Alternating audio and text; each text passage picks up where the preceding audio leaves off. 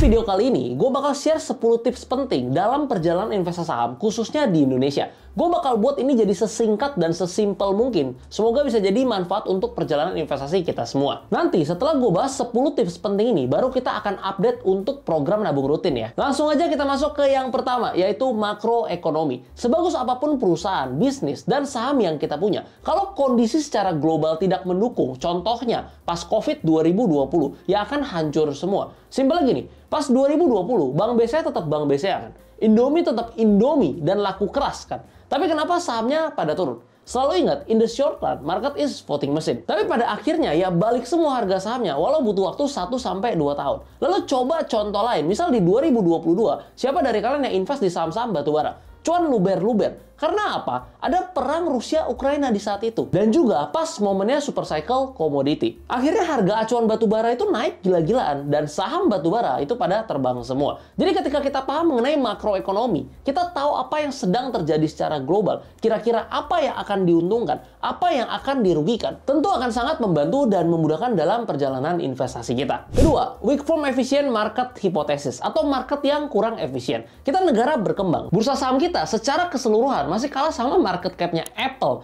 Jadi jangan heran kalau ada saham yang fundamentalnya jelek, tapi harga sahamnya malah naik terus-terusan. Dan ada saham yang bagus banget fundamentalnya, tapi harganya cenderung sideways saja, diam aja, belum naik. Kalau kalian invest tinggal tidur di market yang efisien, mungkin hasilnya bakal memuaskan. Kalau di market yang kurang efisien, pesan gue satu, jangan pernah ditinggal tidur. Nilai plusnya apa? Banyak saham yang bisa beggar 3 kali, 5 kali, bahkan 10 kali. Kalau kalian ngerti, bisa ngikutin story-nya. Tapi jangan ditinggal tidur. Masuk poin nomor 3 yaitu kepentingan. Jangan pernah beli saham karena orang lain. Gue bukan perspektif baru ke kalian ya. Di saham atau instrumen lain, nggak pernah ada sekalipun makan siang gratis. Ketika ada saham naik dari 100 ke 500, mungkin yang kalian lihat, wah keren nih naik 500%, 10 juta jadi 50 juta.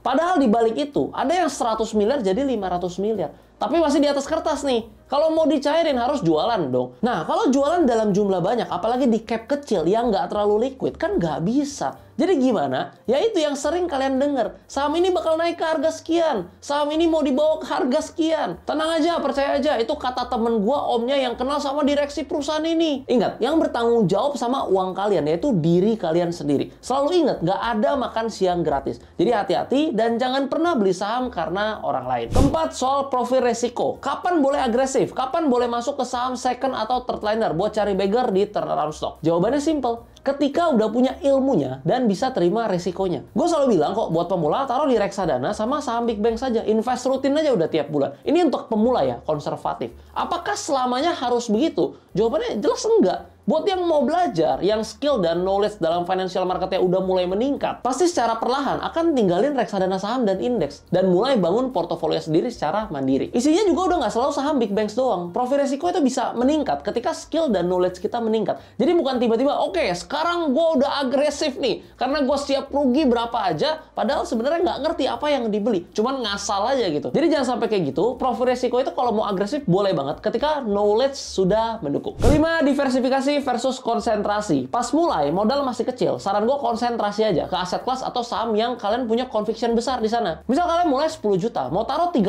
saham buat apa? Kalau emang mau masuk ke 30 saham, ya sekalian aja beli reksadana indeks. Ngapain beli satu-satu, ya kan? Konsentrasi di 2 atau 3 saham aja, itu udah cukup. Tapi jangan satu ya. Karena secara standar deviasi resiko, kalau cuma punya satu, itu resiko bakal besar banget. Karena ya, ilmu matematika sederhana, 1 dikali 0 sama dengan 0. Kalau modal udah mulai meningkat, boleh mulai diversifikasi. Di 4-7 saham aja cukup. Tapi tetap pastiin punya 2 saham yang kalian paling yakin untuk jadiin core stock dengan porsi yang lebih besar. Misal, 1 miliar, ya. 300 juta di saham A, 300 juta di saham B, lalu sisa 400 juta di 5 saham lainnya. Tapi ini cuma contoh doang, nanti untuk porsinya kalian bisa sesuaikan lagi dengan preferensi kalian masing-masing. Keenam, fundamental. Saham yang bagus ya, nggak selamanya bagus, dan saham yang jelek nggak selamanya jelek. GGRM turun dari berapa ke berapa, Unilever sekarang harganya berapa. Sama pasangan, kita itu harus setia. Kalau sama saham, jangan. Kalau ada yang berubah dari fundamental perusahaannya, posisi lagi rugi nih, cut loss ya cut loss. Invest itu bukan berarti kita nggak pernah cut loss ya. Even investor sekelas Warren Buffett aja pernah salah dan pernah melakukan cut loss. 7. Dividen. Saham yang bisnisnya nggak cyclical dan kalian punya rencana untuk hold jangka panjang banget akan sangat menarik jika ada dividennya.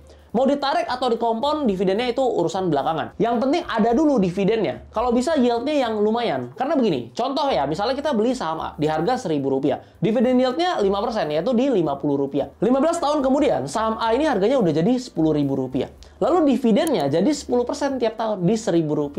Artinya saham A yang kita beli dengan harga rata-rata Rp1.000 menghasilkan yield 100% setiap tahunnya. Gila kan? Ini yang dilakuin sama Warren Buffett dari dulu. Dividen dari Coca-Cola tiap tahunnya itu gede banget. Belum lagi floating profitnya. Nanti kalian bisa cek di Google, ketik aja Warren Buffett Coca-Cola Investment. Dan kalian belajar dari sana. Kedelapan, jangan rusak efek compoundnya. Nabung 15 juta sebulan, 180 juta setahun. Jadi 5,4 miliar dalam 30 tahun. Itu tanpa return.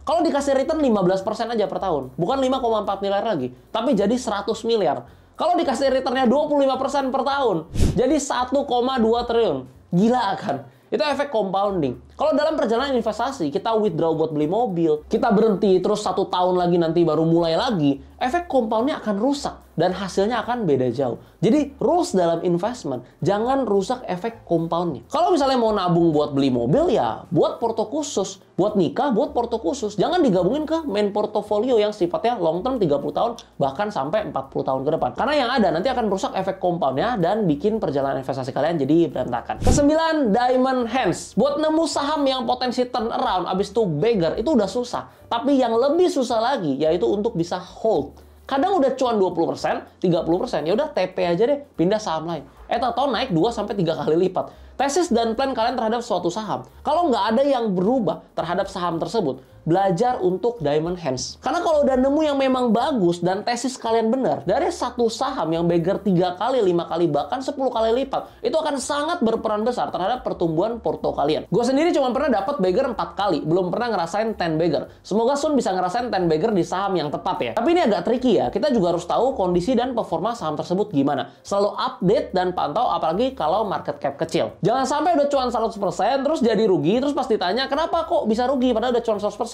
Karena diamond hands. Bukan gitu ya konteksnya. Kalau udah profit ya jangan sampai rugi. Amanin tetap dengan trailing stop dan analisa secara berkala. Dan 10 yang terakhir, bertahan di masa sulit. Gue inget 2020, hampir semua teman-teman gue ikut invest dan trading saham. Tapi sekarang paling sisa 20%. Sisanya kemana? Mungkin ke gambar market di 2022. Habis itu berhenti. Di 2022, kalau nggak main di sektor batubara, market berat banget loh asli. IHSG cuma naik 1 atau 2% tahun kemarin. Tech stock semuanya hancur. Jadi ya wajar banget kalau banyak yang berhenti. Jadi dalam keadaan apapun, sesulit apapun, tetap bertahan dan konsisten. Rugi itu wajar kok. Kalau kita berhenti, kita bukan cuma rugi, tapi kita kalah untuk selamanya. Karena dari setiap masa sulit, itu yang memberikan kita pelajaran serta pengalaman baru. Contohnya di 2020, pas awal COVID, sama tahun kemarin, dapat banyak pelajaran kan pasti. Itu dia 10 tips investasi saham di Indonesia. So, sekarang kita bakal update untuk porto nabung rutin. Oh ya, buat kalian yang belum tahu, jadi gue buat program nabung rutin, di mana setiap bulannya gue nabung 15 juta untuk belanja saham Indonesia. Dan selalu gue update secara transparan di channel YouTube ini. Untuk program nabung rutin ini, gue pakai aplikasi Ajaib. Nah, kalau kalian belum punya akun Ajaib, nanti bisa langsung daftar aja. Pakai kode Ajaib gue, DENN632. Lumayan, bisa dapetin bonus saham 1 lot. Seperti biasa, gue udah top up 15 juta, kalian bisa lihat di layar ke akun Ajaib gue. Lalu untuk porto nabung rutin, sebelum kita belanja, kalian bisa cek di layar. Kondisinya kira-kira seperti ini. Nah, bulan ini kebetulan juga udah payment date-nya dividen untuk BBCA dan BBNI. Jadi kita udah dapat dividen totalnya segini. Lumayan ya, udah floating profit plus dapat dividen lagi. Ini semua dividennya nggak akan ditarik, tapi kita bakal pakai buat beli saham lagi. Untuk hari ini, yaitu tanggal 28 April, gue belanja beberapa saham. Kalian bisa cek di layar, gue ada beli BRPT lagi 29 lot, beli Harum 15 lot, Antam 20 lot,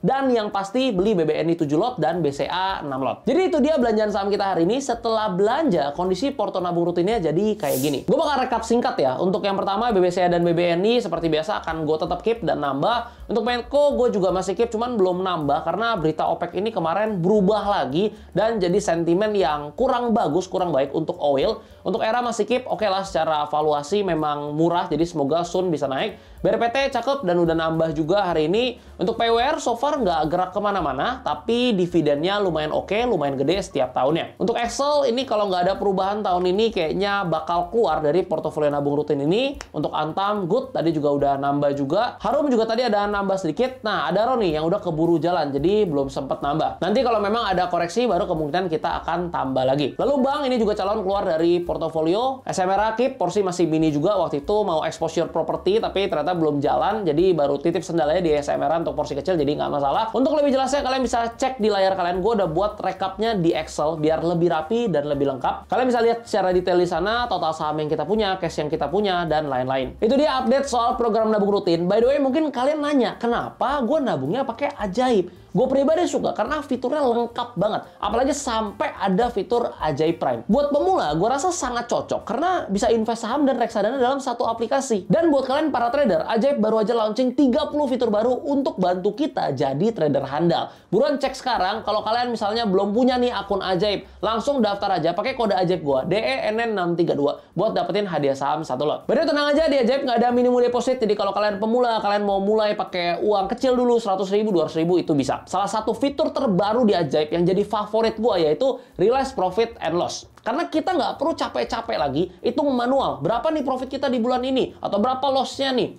Semua data bisa kita dapetin secara otomatis, bahkan data tahun-tahun sebelumnya. Kalian bisa lihat contohnya di sini. Sama satu lagi yaitu fitur Ajaib Prime, di mana kita bisa konsul dengan Relationship Manager, dapetin stock pick via WhatsApp, dan jalur bantuan khusus jika kita mengalami kendala. Nah, buat kalian yang belum jadi Ajaib Prime, bisa trial selama 14 hari. Keren banget kan? Langsung cek aja aplikasi Ajaib kalian sekarang ya. Semoga videonya bermanfaat. By the way, topik yang gue bahas hari ini, yang 10 tadi, itu sesuai dengan request kalian dari salah satu komen kalian. Nah, kalau misalnya kalian mau request topik apapun seputar saham, seputar kripto, dan apapun soal uang, langsung aja kalian komen di bawah. Kalau menarik, pasti gue buatin videonya supaya bisa bantu kalian untuk belajar gratis. Kalau kalian suka, jangan lupa like videonya, subscribe channel ini, dan sampai ketemu di video berikutnya. Salam cuan.